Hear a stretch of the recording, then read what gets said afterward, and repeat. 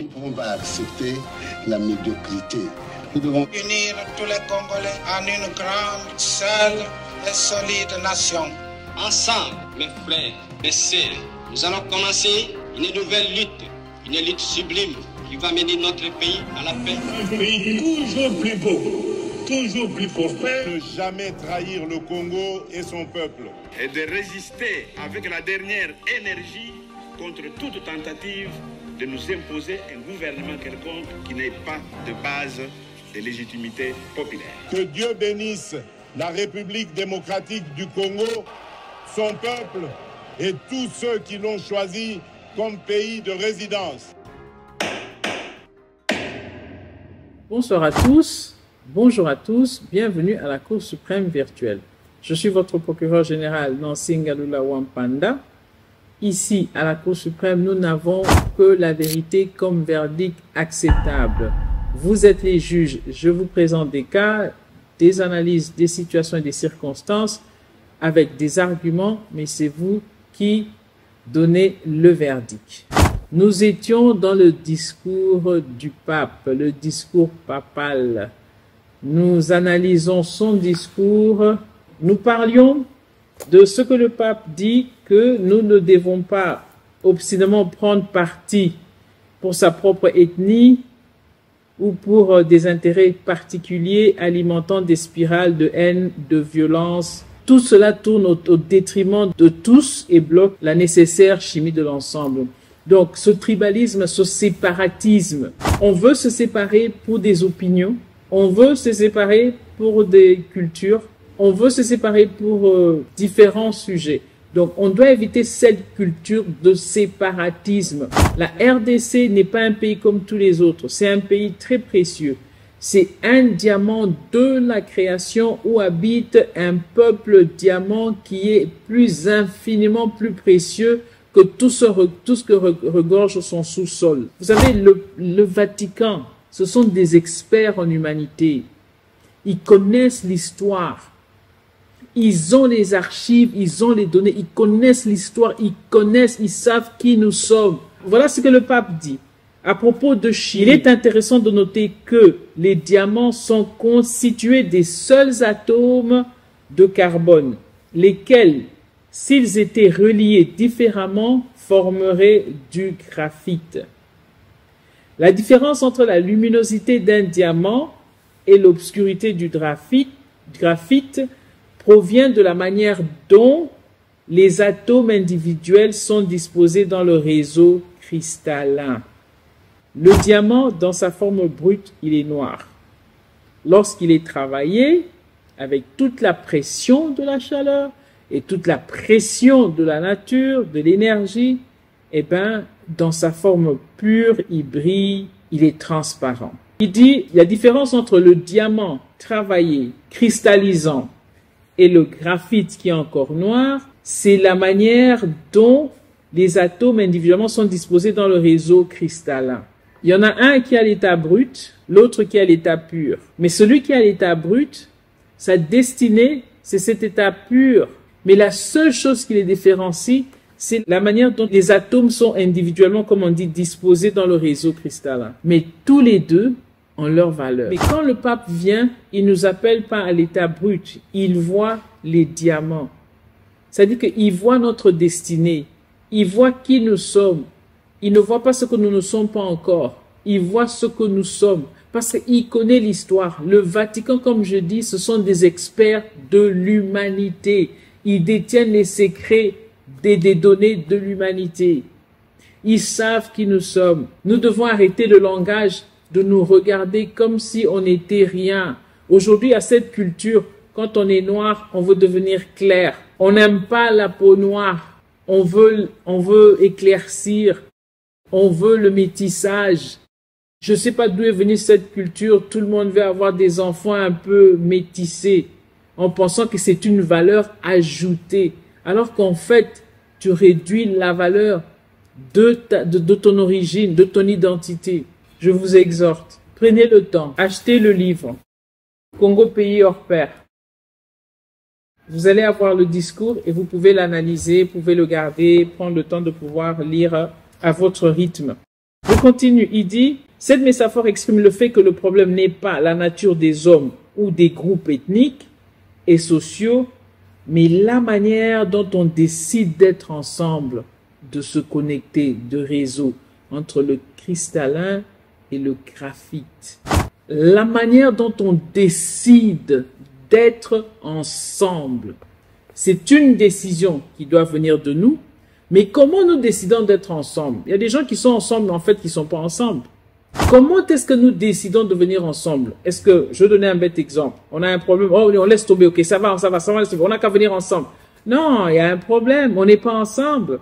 On est apparemment ensemble, mais on n'est réellement pas ensemble. Dans le fond, on n'est pas ensemble. Donc, comment est-ce qu'on décide de venir ensemble? Vous êtes les juges. Mettez-moi ça dans les commentaires. Comment est-ce que dans une famille, vous décidez de venir ensemble? Il faut qu'il y ait une conscience, une volonté de venir ensemble. Parfois, il n'y a pas de volonté. Les gens préfèrent les confrontations. On est plus à l'aise d'être divisés que de venir ensemble. Chacun dans son coin. On voit ça dans les familles, dans les petites familles, dans les familles élargies. On voit ça dans les quartiers, dans les pays. Hein, on voit ça partout dans le monde. Décider de venir ensemble, c'est une des clés qui va élever ce peuple à sa destinée et à son identité réelle. Nous devons décider de venir ensemble dans toute pureté du peuple que nous sommes et nous devons reprendre en main ce que nous avons perdu. Il continue, il dit ceci, la volonté ou non de se rencontrer, la volonté ou non de se réconcilier et de recommencer fait la différence entre l'obscurité du conflit et un avenir lumineux de paix et de prospérité. Vous vous souvenez de la luminosité entre le diamant, le cristallin et le graphite. C'est la manière dont les atomes individuellement sont connectés, sont disposés dans le réseau. Il vient maintenant, il dit, la volonté ou non de se rencontrer. On a plein d'orgueil. Moi, je ne veux pas faire. Eux n'ont qu'à venir. Eux ont commencé. Ils n'ont qu'à finir. Ils vont finir ce qu'ils ont commencé. Moi, je vais passer. Toi, c'est ma faute. Je suis plus âgé que toi. Tu es enfant. Tous, la volonté de se réconcilier, la volonté de recommencer. C'est ça qui fait la différence entre l'obscurité du conflit et un avenir lumineux de paix et de prospérité. Les conflits amènent l'obscurité. Mais pour que la lumière et la paix sortent de ce conflit qui vient, nous devons avoir la volonté de, se rencontrer, c'est-à-dire que là où il y a nos différences, venant, on se rencontre là, toi tu vois comme ça, moi je vais venant au milieu et réglons ça, parce qu'il y a plus précieux entre nous que ceux qui nous divisent. Il y a plus fort entre nous que ceux qui nous divisent. Donc, la volonté de se rencontrer, de se réconcilier et de recommencer, c'est ça qui fait la différence entre l'obscurité du conflit et un avenir lumineux de paix et de prospérité. Regardez ce qui se passe à l'Est, par exemple. Nous avons des Congolais qui aussi s'impliquent dans cette guerre-là contre les Congolais. Et cela souille tout le monde. Je voudrais que ça soit pas un discours qu'on dise oui, pour l'intérêt de la nation, on fait non. Réellement, pour l'intérêt de mon prochain, je dois me comporter de cette manière. Je dois faire ceci et cela. C'est pour l'intérêt de nous tous. Nous devons enlever cet esprit de séparatisme, cette culture de séparatisme. Nous tous on recule. Ce n'est pas parce que certains ont des millions, ont accès des milliards dans ce pays. Ils n'avanceront pas avec cet argent-là parce que nous sommes liés par le sort. L'hymne national ne dit pas « Don béni Congo, des aïeux Congo, nous peuplerons ton sol et nous assurerons ta grandeur. » Qui va assurer la grandeur de la RDC si ce n'est pas nous? Comment allons-nous assurer la grandeur de la RDC si nous n'avons pas la volonté de se rencontrer, de se réconcilier et de recommencer? Comment allons-nous le faire? Je continue le discours du pape. Le diamant, dans sa transparence, réfracte admirablement la lumière qu'il reçoit. C'est-à-dire que c'est tellement beau à voir. C'est-à-dire qu'elle ne redonne que ce que là, cette pureté, cette richesse interne, ce que nous sommes, ce qui est pur, Mais aujourd'hui, qu'est-ce qui sort de nous? Je vous ai dit que ce n'est pas ce qui entre dans l'homme qui souille l'homme, mais c'est ce qui sort de l'homme, qui nous souille, parce que c'est déjà dedans. Ça dit que maintenant, quand on est devant le soleil, nous sommes de diamant. Quand la lumière vient vers nous, est-ce que ça réfracte la lumière ou bien c'est l'obscurité? Vous êtes les juges. À vous le verdict. Nous n'avons que la vérité comme verdict acceptable ici à la Cour suprême. Il dit ceci. Le diamant dans sa transparence réfracte admirablement la lumière qu'il reçoit. Et c'est comme ça, je vous dis, la montée en puissance de la RDC, la décolonisation spirituelle de la RDC et la libération, l'indépendance, la souveraineté totale, territoriale, monétaire, politique et culturelle ne se fera que lorsque nous, les Congolais, on aura pris conscience de qui nous sommes comme peuple. Je continue. Il dit, beaucoup d'entre vous brillent par le rôle qu'ils jouent. Il y a plusieurs rôles. Il y a des pasteurs, il y a des politiciens, il y a des gens qui ont un rôle dans la communauté, dans le pays. À supposer que je suis gouverneur, je suis un diamant. La lumière brille sur moi, gouverneur, diamant. Ce qui se réfracte, c'est la même lumière qui vient vers moi, tellement que je suis transparent. Alors il dit, celui qui détient des responsabilités civiles et gouvernementales est appelé à agir avec une clarté cristalline, comme le diamant.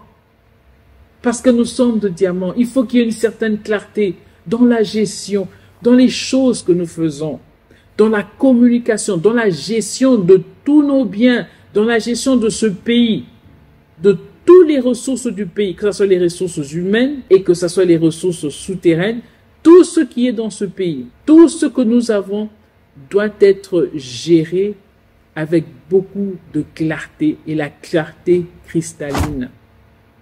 Parce que nous sommes des diamants, les amis. Nous sommes des diamants. Soyons conscients de qui nous sommes. Je continue. Il dit, celui qui détient des responsabilités civile et gouvernementale est appelé à agir avec une clarté cristalline en vivant la fonction reçue comme un moyen de servir la société. Car, il dit, le pouvoir n'a de sens en effet que s'il devient service. Le pouvoir n'a de sens en effet que s'il devient service. Vous êtes les juges. Ici à la Cour suprême, nous n'avons que la vérité comme verdict acceptable. Arrêtons la culture de séparatisme. Adoptons la chimie de l'ensemble. Nous accomplirons beaucoup. Nous irons loin ensemble. Partagez cette vidéo. Aimez-la. Activez la cloche de notification.